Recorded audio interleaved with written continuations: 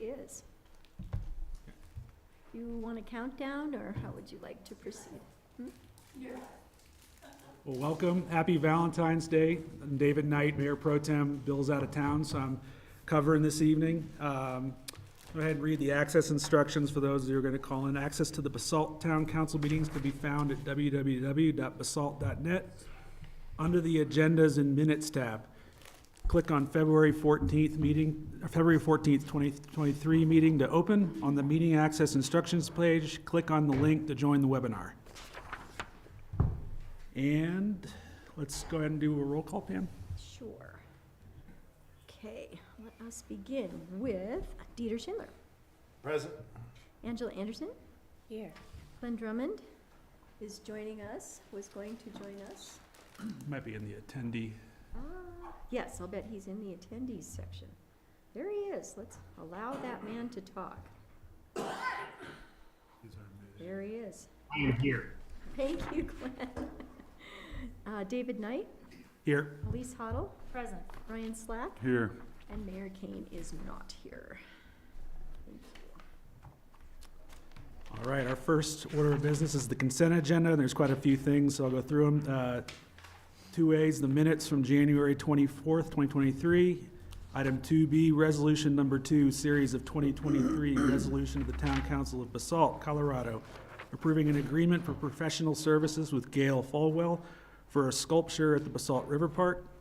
Item 2C is the 2023 Golf Charity Classic selection, and that selection is response. Item 2D is the Basalt Public Arts Commission, BPAC amended bylaws.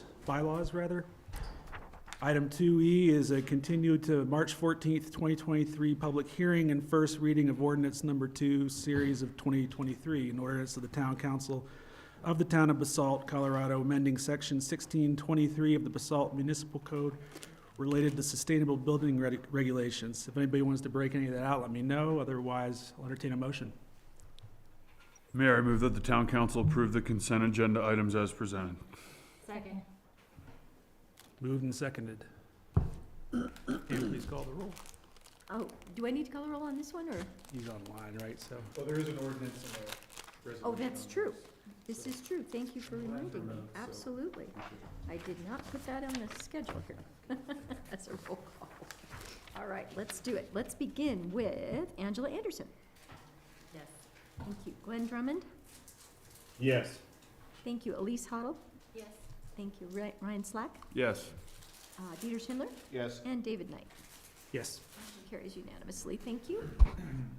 All right, item 3, public comments. So, one instruction at the beginning for an accurate record, please request, or everyone, make sure you state your name and address and sign in on the sheet in the back of the room if you're here live.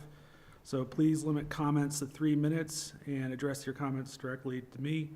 Identify yourself by name and address when making comments, and they should be courteous, civil, and constructive. And we'll make no decision except to direct to the town manager. Any public comments? Anybody online? Nobody online. Okay. We'll move on. Mayor and council reports and comments. What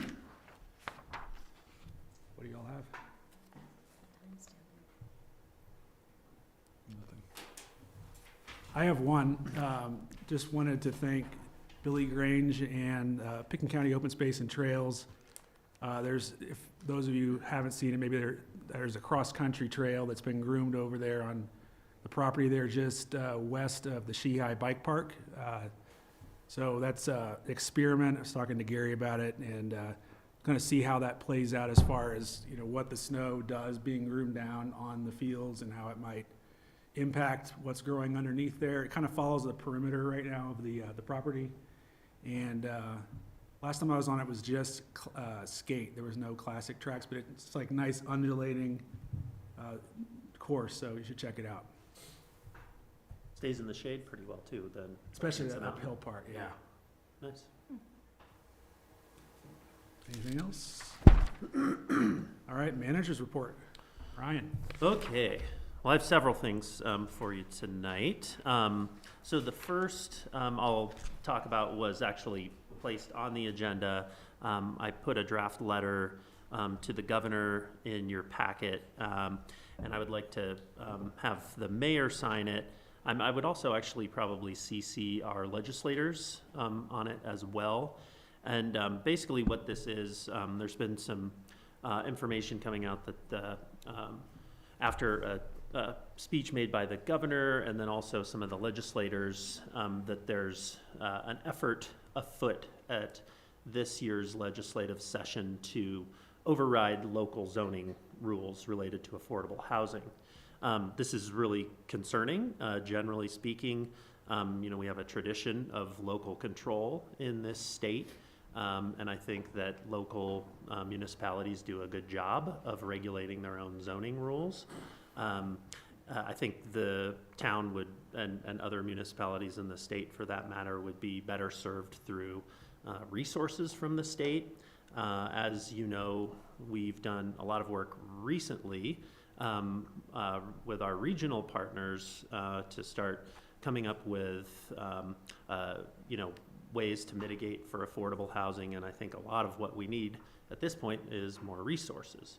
And then here in the town of Basalt, we've done a lot with affordable housing as well, having about 300 units with 66 more in the pipeline, and I think we just want to make sure that we can kind of control our own destiny, not so focused on affordable housing that we forget some of the other values that we have here locally as well.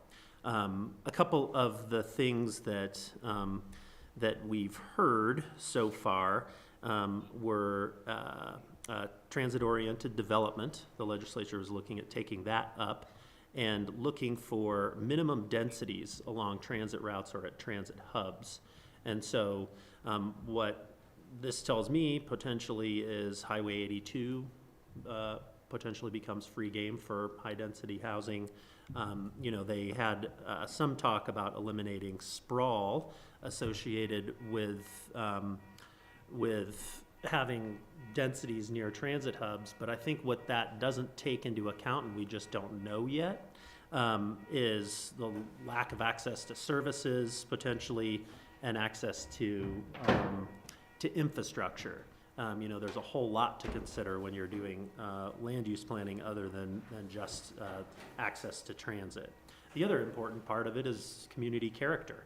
We've done a whole lot in our master plan that we adopted recently to address community character and look at creating, sort of concentric growth where you're looking at density in the city centers, and then as you go out, characteristically, the towns become more rural in character, and I would worry that could, become an issue for us.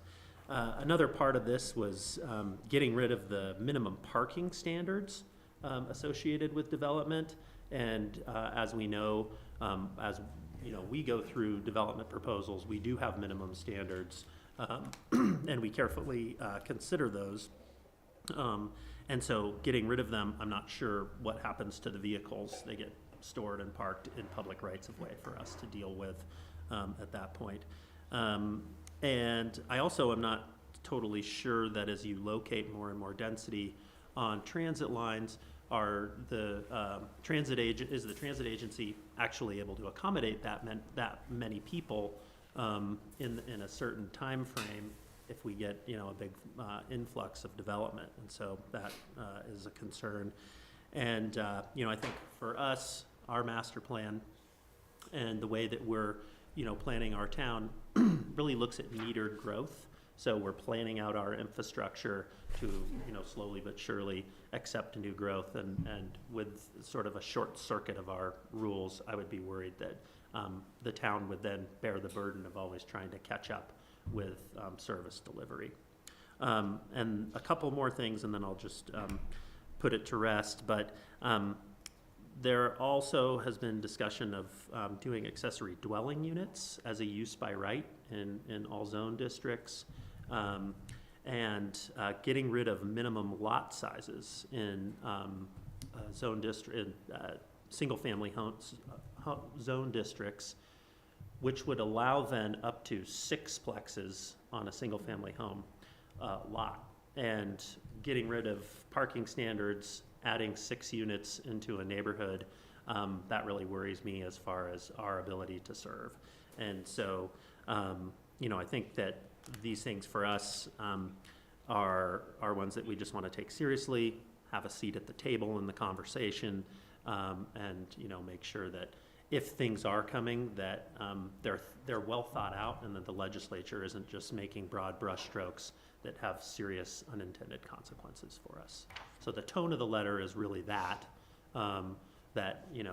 we've done a lot of hard work here locally, that our elected officials, that our citizens have put a lot of effort into deciding how the town should grow into the future.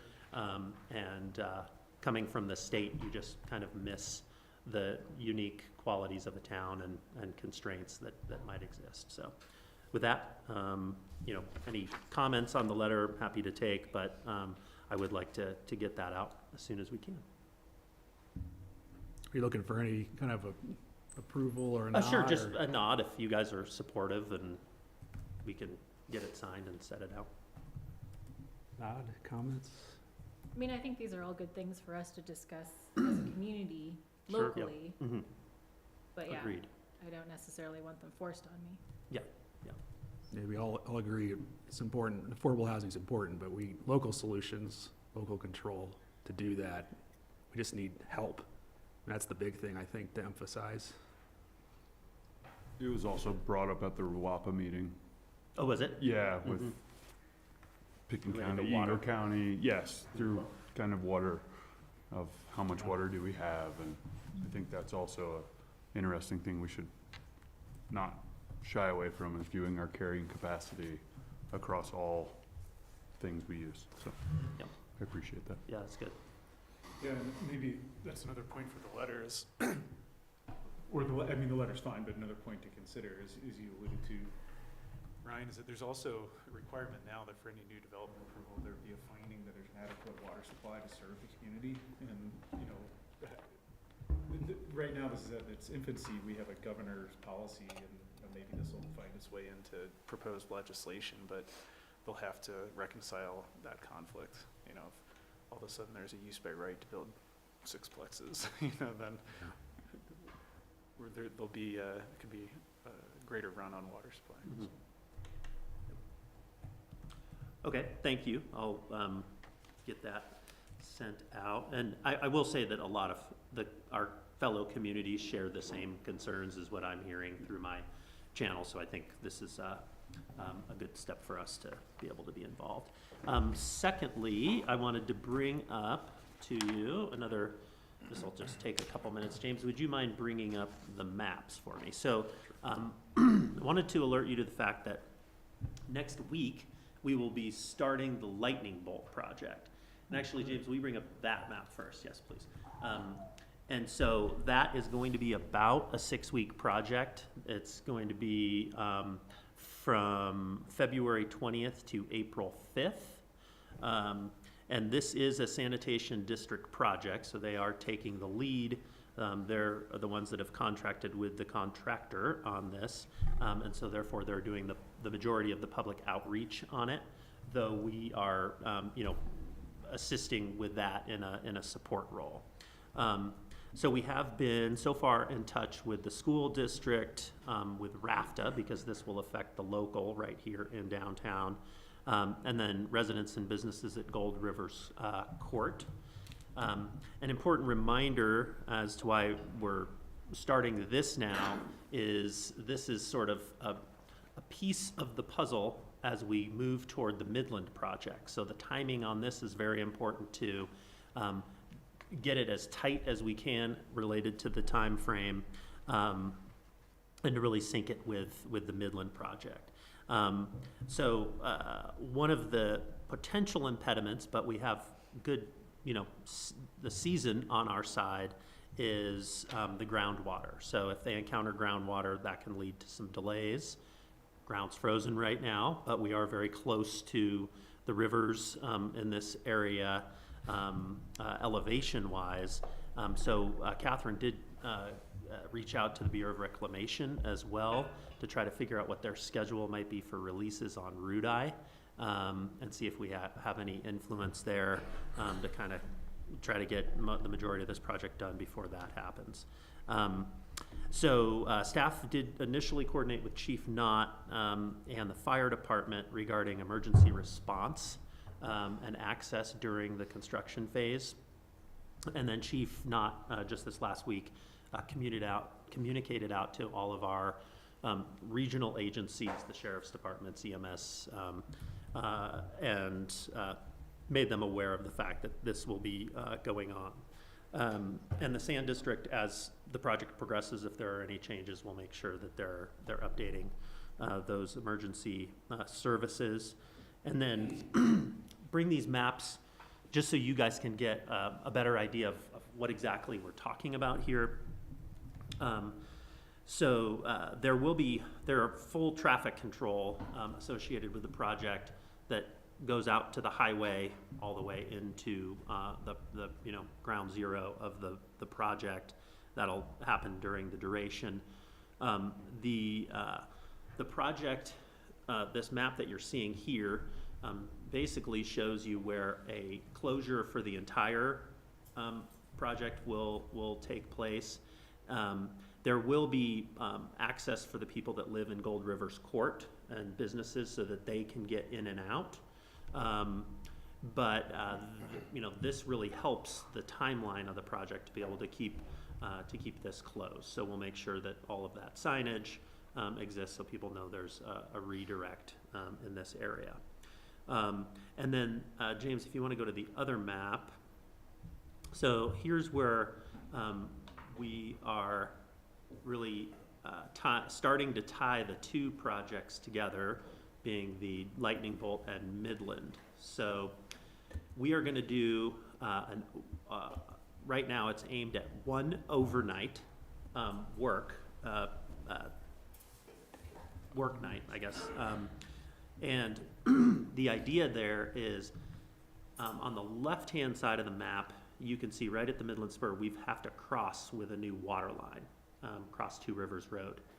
That same night, the same contractor will be crossing right here at the four-way intersection at Midland and Two Rivers Road with the sewer line. And so if we can hammer on those in one night, we believe that we can get through. That closure will happen around 6:30 in the evening. Two Rivers Road at the west end is going to be flagged and essentially closed except to local traffic for that overnight period. They will let people in. There will be another set of flaggers at Homestead Road. So people that are local coming into town, they're going to have to take Homestead Road over and through. Good news is it's after kind of heavy commuter traffic, and so we don't expect that to be a lot of people going on Homestead, but nonetheless, this is really our solution and the way that we can get people in and out of town. You will see that the Midland Spur will stay open to emergency traffic. So if there is an incident, that people will be able to get through. But that is it in a nutshell. Two Rivers Road is mostly going to stay open, except for that closure that we saw on the previous map up to the bridge toward the library. So there will be some inconvenience with it, but this is a building block. While it's not part of the Midland Avenue streetscape, this sewer line is a building block that we supported so that we can shallow up that sewer line in Midland Avenue or in Midland Spur, and eliminate a line that currently runs in between Town Hall here and the planning building. So that's in a nutshell. Mitzi Rapkin is helping the Sand District as well. So we have been encouraging that to really try to get the word out so people know what's going on. And I think we're putting our best foot forward, but there's no doubt it's going to start the disruption that is going to be this project. Could we use one of those digital signs? Yeah, the variable message boards. Yeah, those should be out soon. Part of it. But just to get like. Oh, in advance. Yeah. Could we? Yeah, I don't. Has one over at. Yeah, we can their shop. ask. When they're mobilizing, Boyd, would you be able to tell us when they were gonna mobilize? 16th and 17th this week. 16th and 17th this week, okay. So that, those 16th and 17th this week, then they should start kind of getting the signage. and Okay, that kind of perfect, because if stuff, so you have the signs up there, then people that drive that way are gonna see it. they'll at least know. Yeah. So for the Midland closure at nights and, one, or during the day and then one lane at night and on the weekends, what's the duration of that pattern as far as how, from February 20th until To April 5th. April 5th? Right now, yeah. So it's about 6 weeks. We do have spring break in there, so there's at least 1 week off of not, avoiding that morning and afternoon school traffic. But, on this one, timing is everything. So we're glad that it's starting, but, it's going to be disruptive. But I think, as I said, with this contractor being the contractor that is also helping us with Midland, I think that coordination is, just that much easier to then kind of move over to Midland Spur, which is going to be what starts next. Okay, I'm confused. The piece from the Two Rivers Midland Avenue intersection to the post office, Yes. You want to go back to that, James? It's closed for 6 weeks. just done. Done. Well, no, one-way traffic when That's it's what I was not confused working. about. Yeah, the one-way's at night, from 5 PM to 7 AM, it's one-way, But during the day, it's closed. Okay. yeah. And has like a let's talk or something, some email been sent? I haven't seen anything. Don't know, on that, were you going to say something? I think that we're trying to update it as part of our Midland streetscape updates, but this has been mostly in the ballpark of the sanitation district. It's gone out to the school districts as well, so I think we'll probably be sending something out, an update as well, through the town, through the Let's Talk Basalt stuff. In social media? Yes. All the. And these maps, I think these maps are helpful. So I think this one is one that we saw, this is the one that Mitzi did, I believe, or something close to it. So, it has that visual piece too, so people can understand where the Midland Bridge is. Will the closure be pedestrians too, like completely? And I know they can walk across by 7-Eleven, but No, I think the sidewalk area, I don't think is closing to pedestrians, not that I was aware of. I think there'll be a Okay. sidewalk open. that's The, good. part of the reason this is gonna take so long is that sewer line is 15 feet below surface. So it's a lot of excavation, Dirt. a lot of dirt or whatever Probably they're water. gonna find under there. You might wanna have the school send it out via their text, the school. Oh, yeah, their Town of notices. Basalt- Yeah, Basalt has like a really good, Yeah, they should. like mass texting for especially all the parents that, and there's a ton of parents that drive to school. The middle school has been putting it out in their weekly newsletter. Okay. And the elementary school has a slightly different communications plan, but they're Yeah. updated too. Okay. And I'll talk to the principal tomorrow as we're walking, so. Okay, any other questions on that one for now? Just a weird idea. Is there any way we could support the school? Microphone. Oh, sorry. Is there any way we could support the school? Because they're constantly needing bus drivers, and when they don't get the bus drivers, that just brings more traffic. And, it's almost like if we could help them out a little bit, then we could maybe thin the traffic in general a little bit. And I don't know necessarily what the solution is, if we have drivers from Basalt Connect or somebody we could loan to them. I think the drivers from Basalt Connect don't require a CDL, and they do on the bus, so my guess is that's probably a bit tough to do that. Just seems like they're really struggling. They are. And, if you think about the number of kids on the buses that they're talking about here, you're thinking about, that in cars. Yep. Yeah. And that would deter quite a bit. So, Yeah, just that a, would be just a helpful. thought. Yeah, I think the I don't have a text great today, answer for that I right think the now. text today said today was the last day, hopefully. I think some people are out sick. Yeah, well, hopefully, Yeah. Right. but, yeah, so. And I have seen Basalt Connect pick up some kids after school, so. Yeah. good. It does happen. So on my other, these last ones are kind of quick, but just as an update, Basalt Connect, yesterday afternoon, one of the vans was involved in a accident on Highway 82. It was not Basalt Connect's fault. Somebody ran a red light and broadsided the vehicle. All the airbags were deployed. There was only one passenger in there. Both passenger and driver were okay. The driver of the car that ran the red light, my understanding is they were transported to the hospital, but I'm not sure what their condition is. So that van, not sure if it's totaled, but probably pretty close. But Travis, who owns Downtowner, just indicated he's gonna get that estimate and see. But I believe they were bringing a rental online today, so I our. had it. No, they did? Yep. Okay. I saw both of them pass me. Okay, good. It's a minivan. So anyway, just in case you're hearing that, that my point was there shouldn't be a disruption in service, but pretty scary nonetheless.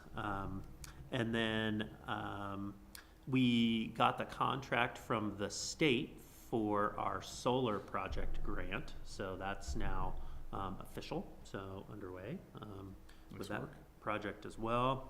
And then the last thing, just as a heads up, it's been maybe a month or two now, we brought an MOU, Memorandum of Understanding, to the council related to the Roaring Fork Wildfire Collaborative that we've set up with all of our regional partners here in the valley, and that's aimed at doing wildfire mitigation at a landscape level, so really trying to protect the valley generally.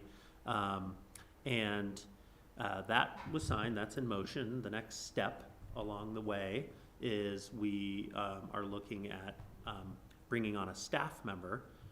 That staff member, because we are not yet a 501c3,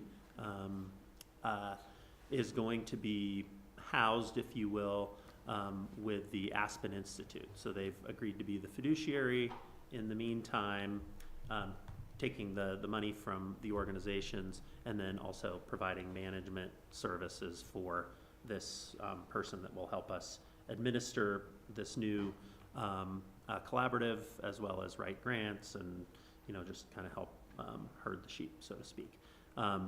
But this next step is an MOU with the Aspen Institute. And so, because our contribution is about $6,500, I wasn't going to bring that back to council. I have the authority to sign it, but I nonetheless wanted to bring that to your attention.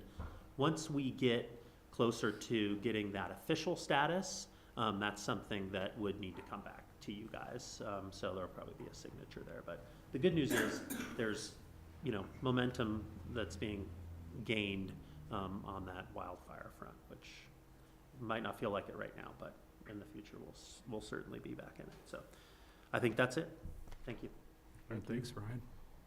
So we'll move along to council actions. So item 6A is an interview and appointment for a prospective post member. Michelle, I think you're up.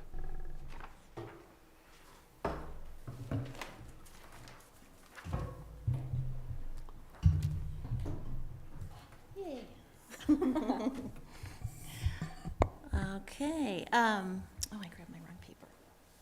Not that I really need the notes, but,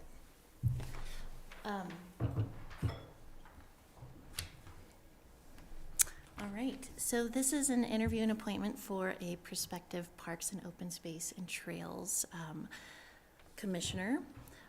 This is Leah Bonilla. Can pronounce that properly.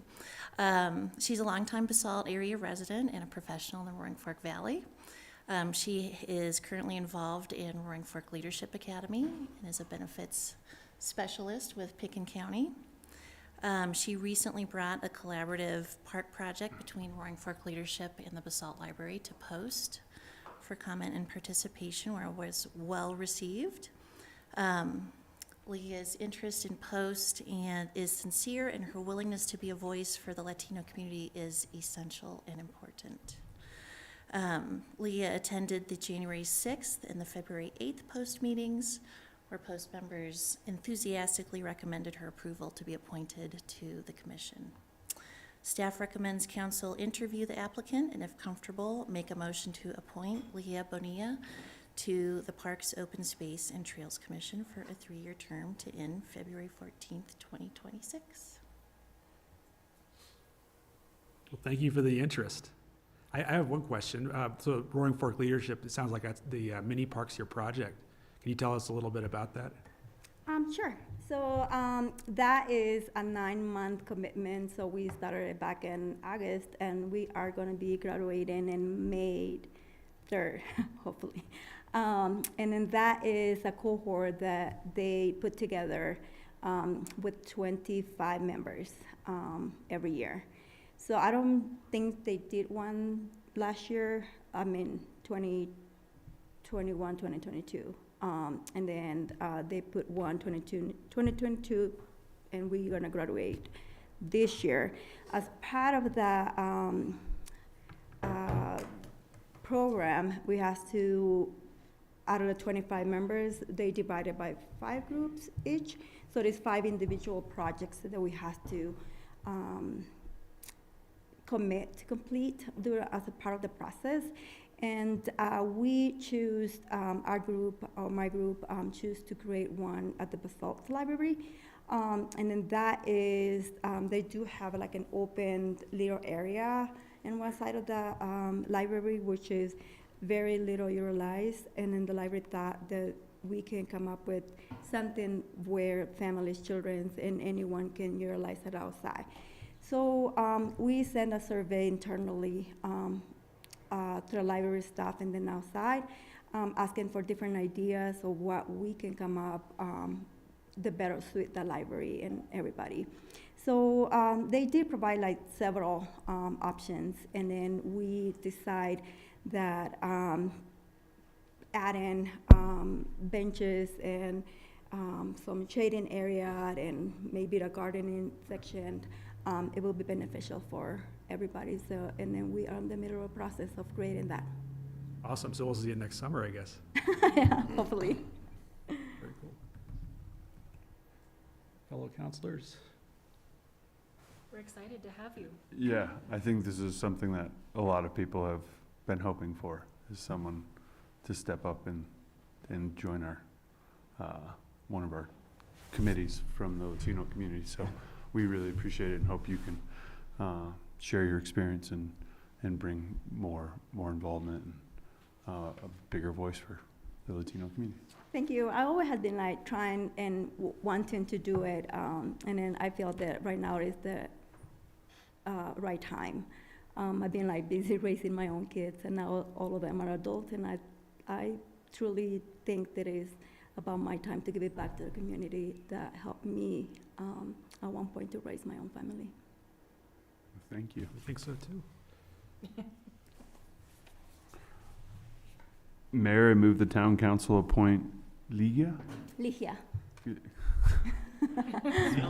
Ligia?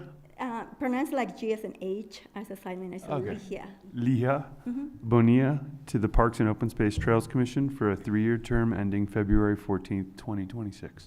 Second. Roll call, right, Pam? You can do a voice vote. On this one? Even with, okay. So you would. Did you do a voice vote on Yeah. this one? Yeah. So you can do a voice vote on this one, not a. Look at this, all those in favor, say aye. Aye. Well, thank you very much. We are excited to have you. Thank you. And good luck finishing your project. Yeah, Thanks. I'm excited to see it. All right. Next item is item 6B. It's a public hearing and second reading of ordinance number 1, series of 2023, an ordinance of the Town Council of the Town of Basalt, Colorado, granting minor subdivision and slope review approvals to subdivide the property at 563 East Cypress Drive into 3 lots and improve the access driveway, Basalt, Colorado. Julie, would you like to please come up to the table? Hello, everybody. James, I think this is yours, yep. Yeah, please. This is a continued public hearing and second reading of an ordinance that would approve of a minor subdivision and slope review submitted by HGL LLC to subdivide the property at 563 East Cypress into 3 lots and to improve the access driveway. As was noted at first reading, the subject property is located on East Sopris Drive. It's a 3.4 acre property, and it's near the intersection of Cedar Drive and Sopris Drive, which is located right here. Here's the subject property. Contains 3 single-family houses. One house that was built in the 1960s, that's about 3,600 square feet, and 2 houses that are about 1,800 square feet. These are the 2 smaller houses, and then the big barn house, which is about 3,600 square feet.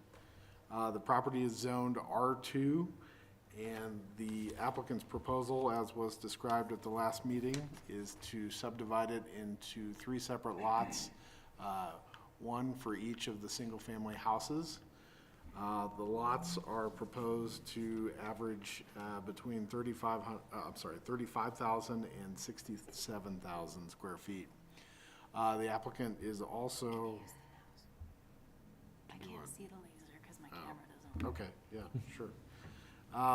The applicant is also proposing to make improvements to the access drive down from Sopris Drive. They're proposing to soften the grade of the driveway near the top at Sopris Drive, and they're proposing to square off the connection to Sopris Drive so it's not at much of an angle as it currently is. In reviewing the application, staff identified a series of discussion items that were in your packet. They're analyzed in the packet and they're on the screen here. In terms of compliance with the R2 zoning, the new lots range, as I indicated, from 35,000 to 67,000 square feet, which is well above the minimum size required by zoning in the R2 zone district. The lots are proposed to meet the floor area and setback requirements of the R2 zoning, and currently the lot is non-conforming based on density, but the proposed subdivision would create 3 lots that would conform to the underlying zoning. Other topics included inclusionary housing mitigation. The town code has an exemption for subdivisions that create 3 or less dwelling units that are less than 3,000 square feet.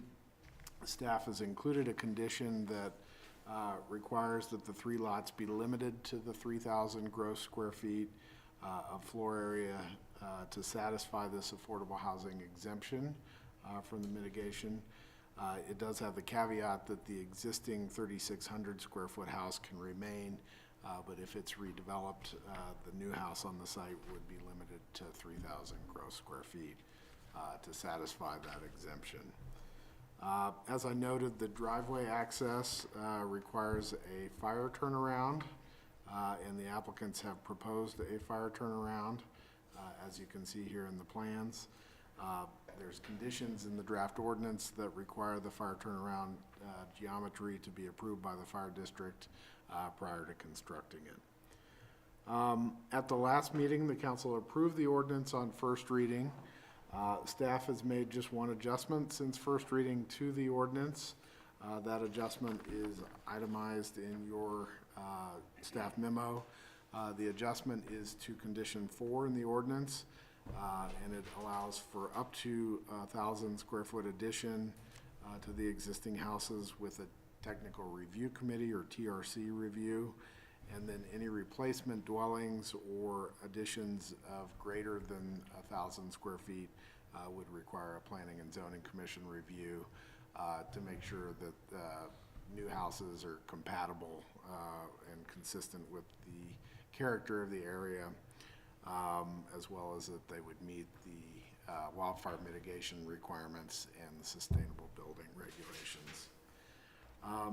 So that being the case, the staff would recommend taking public comments this evening, providing council discussion, and if you're comfortable, you could approve the ordinance on second reading. We do also have the applicant here this evening, Julie Wyckoff. And Julie, do you have any additional comments for council? I really don't. I'm happy with it. All right. Well, thank you, James. I will open the public hearing now. This is a public hearing, so I'll go ahead and open that up. Do we have anybody online, or there's nobody in the room here, really? I don't think for public comments. Romeo is, I can't say Romeo's last name, I'm sorry, Romeo. Romeo is the engineer for the project. Romeo, do you have any comments?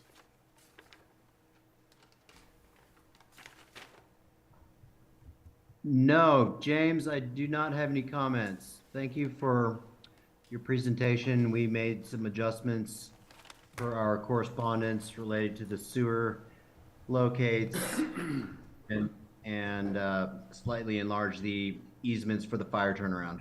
That's pretty much the changes since last time. Thank you. All right. Well, I'll go ahead and close the public hearing and open it up for questions or comments from council. I'm sorry, I didn't follow the change that was made since the last hearing. Can you review that one more time? Sure. In condition number 4 in the ordinance, it previously read that any additions would require review by the Planning and Zoning Commission. However, since the last meeting, it's been adjusted so that more minor additions could be reviewed by TRC, whereas in house, it would also require review by the Planning Commission.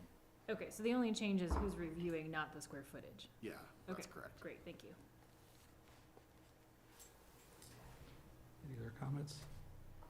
I know there was a letter in there, in the packet about ADUs and things like that. Could you comment a little bit about, the subdivisions and the kind of how those rules work? Just so everyone Sure. understands? The underlying zoning of this property is R2, and so the R2 zone district doesn't permit ADUs at the current time.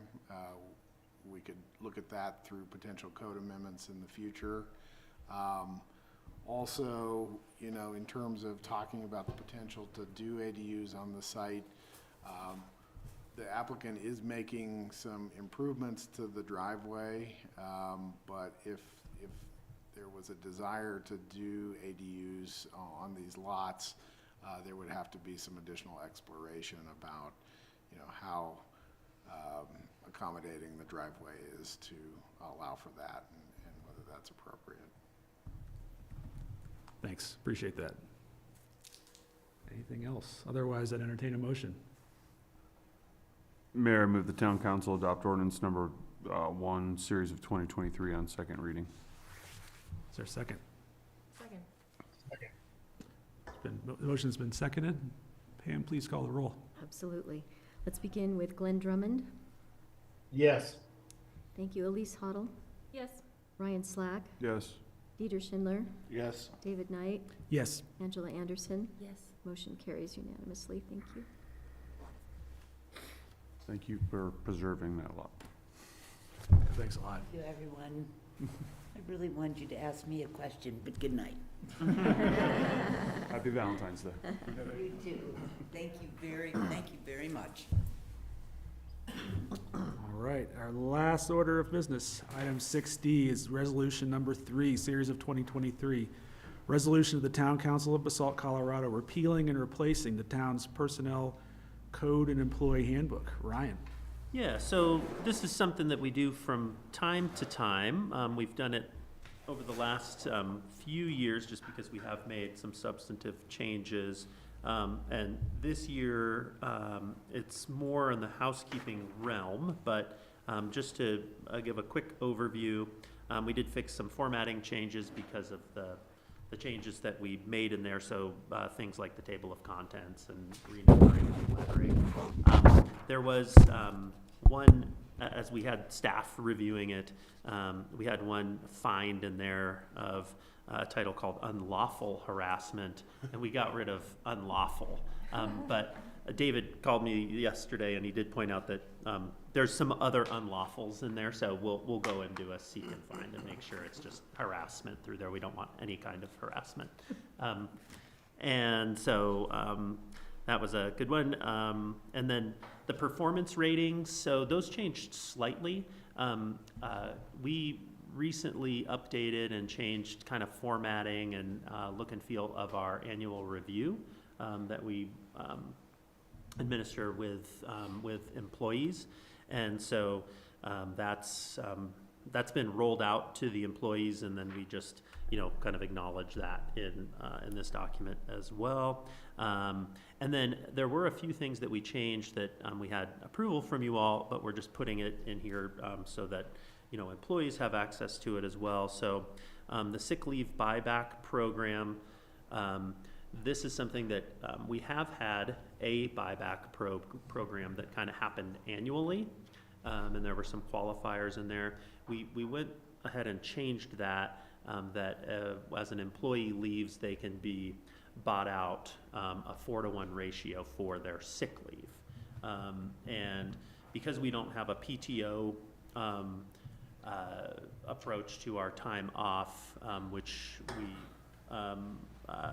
aren't interested in doing at this time, at least, we felt that as we kind of look at how other communities are, doing their time off, that this was a fair way to acknowledge people's, kind of saving of their sick leave for, that the purposes outlined for its use, and that we could give them some money when they leave.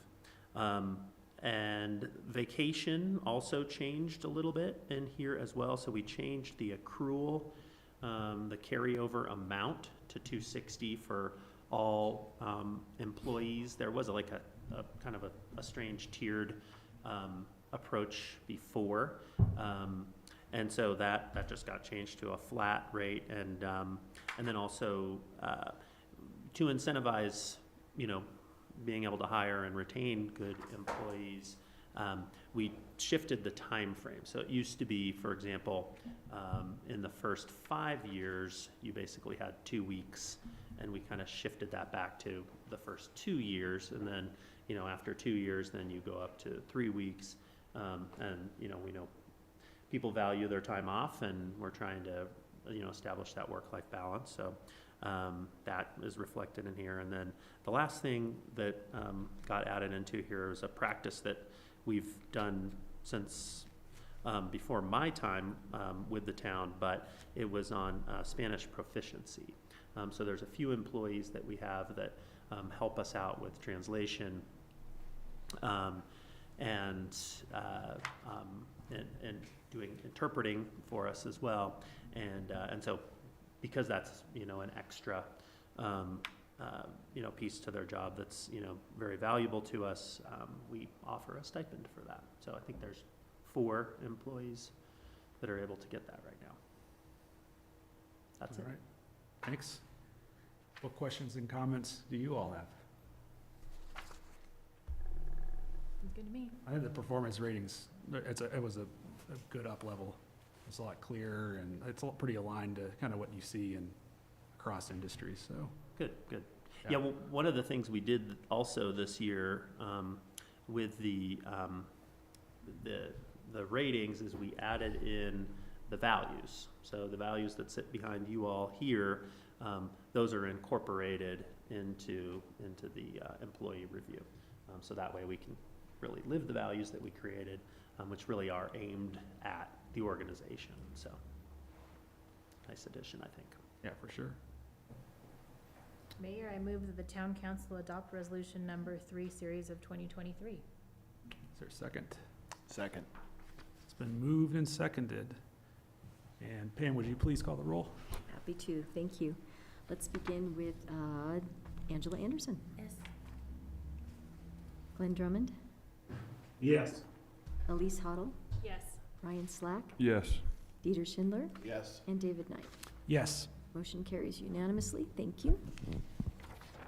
Well, I believe that's it, and I don't know if it's the fastest time, but I think it's probably up there. Mayor, we have somebody in the audience that I'm curious if she'd like to introduce herself. Hi, I'm Josie Taras. I'm a reporter at the Aspen Times. I am finishing up helping